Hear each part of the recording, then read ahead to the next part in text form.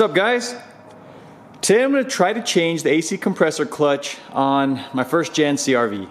At the end of last summer, I was driving the CRV and all of a sudden it just shuddered, and then it gave me that smell where, if you've been around cars long enough, you may have experienced it when one of these bearings, maybe on either the alternator, the AC, the power steering, basically the pulley seizes, the bearing inside of there, and then the belt kind of burns up while it's grinding on the pulley, and then it just snaps and it creates that smell. So I smelt that, noticed my AC had gone from cold to just warm, and automatically knew that had something to do with my AC. Now, I don't know if my compressor is blown. It might just be that itself.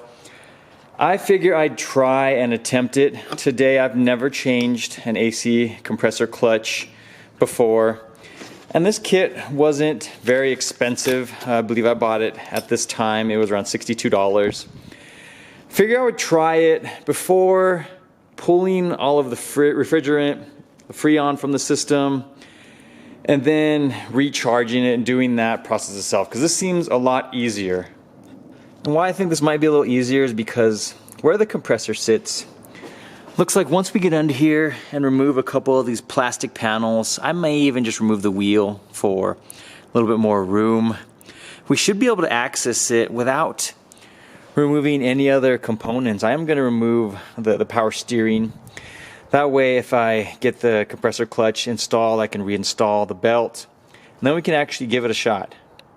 So whether or not it fixes my issue, I'm still going to run you through the process of how you change this compressor clutch, and bear with me, this is my first time doing this as well. So hopefully it goes relatively smoothly and we can get this knocked out in the course of a couple hours. I'm going to first try it just by turning the wheel fully to the left, and we need to get this plastic cover removed. Now this one extends underneath, it goes all the way to the other side, so depending on what kind of hardware you have, mine looks to be like a little aftermarket, basically it's like a little pin, you push it and it slides in, it expands. You're gonna see some that have, let me see if I can get it to focus on that one. Some are gonna have screws.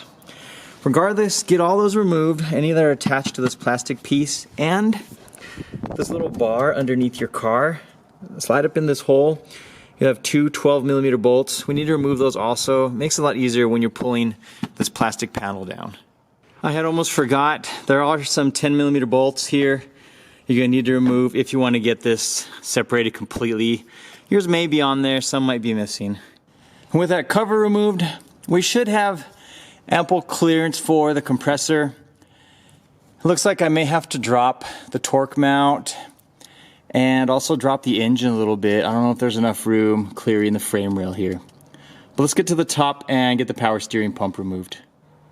Now there's only a couple bolts that hold the power steering pump to the bracket. You have this one down in here, it's a 12mm. And there's another one right here as well. Once you loosen up both of those, it will remove the tension, and then the power steering pump will slide back this way, and then you can pull the belt off. Now after that, depending on what's easier for you in terms of room, you can remove the two 10mm bolts here. This will remove the line that feeds the power steering pump. You can pull it out of the way. And then same with the lines here. You can either disconnect these, remove the reservoir if you want, whatever works best for you. I'm gonna get mine disassembled. I'll let you know what worked best for me. I just removed the two 12mm bolts I had spoke about. I was able to lift it up. It gives me more than enough room.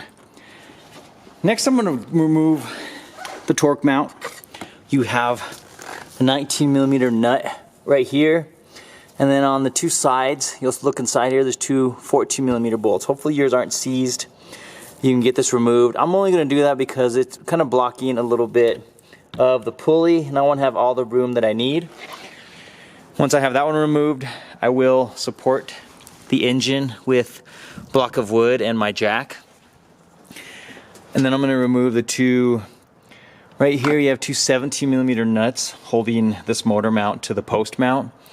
I want to be able to lower the engine a little bit just to give me just a hair more room when trying to get this these parts removed off the compressor. Here I got the two 17mm nuts removed. I lowered it a little bit. I had no issues with my torque mount. I've seen and heard people have a lot of issues with these. Basically that welded nut that's in the frame rail gets either corroded or seized. Hopefully it's not your issue, but after doing that, I have more than enough access to the compressor now. You can see this one still spins, but my clutch is locked up. My compressor just might be bad overall, but let's go ahead and try to change this out. First, it looks like remove this nut. This is the 12mm holding on the clutch, and then you can remove it. Next up, we need to get that snap ring removed. Here you can see the two teeth on the bottom of the pulley.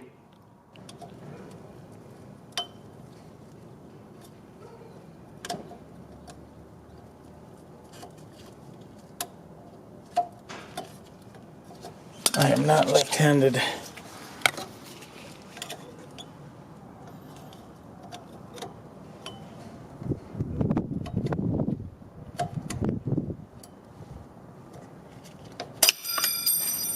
Well, that one came off.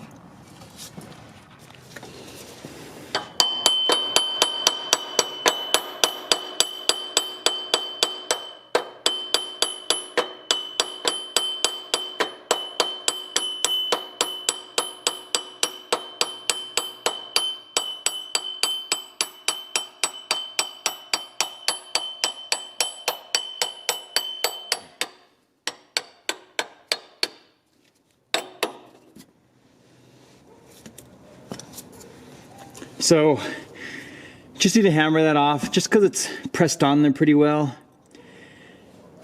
and that should get the pulley removed.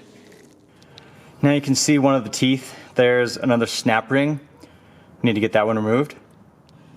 Now getting to that snap ring, since mine was positioned over here, was a pain. Went ahead and pulled back the fender well cover. Then I moved this out of the way a little bit. The only reason is because my snap ring, the arms were hitting it, so I needed it out of the way. Once I did that, I was able to pop it off. Wasn't that difficult. And now you can remove this piece, and the top of this, it's gonna look like this. You have the one that you're gonna have to unscrew, and the other one that just slides into the wiring harness as well.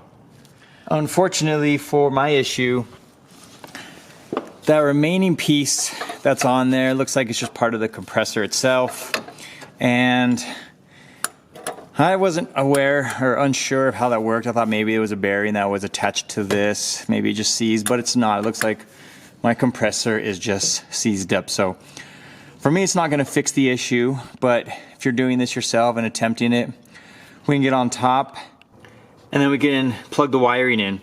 You'll see it's actually not a screw, but it looks like a little 8mm bolt, which holds the grounding one down. And once you remove that, you'll see the other one that slides in there that plugs in. You'll get to that wiring as well.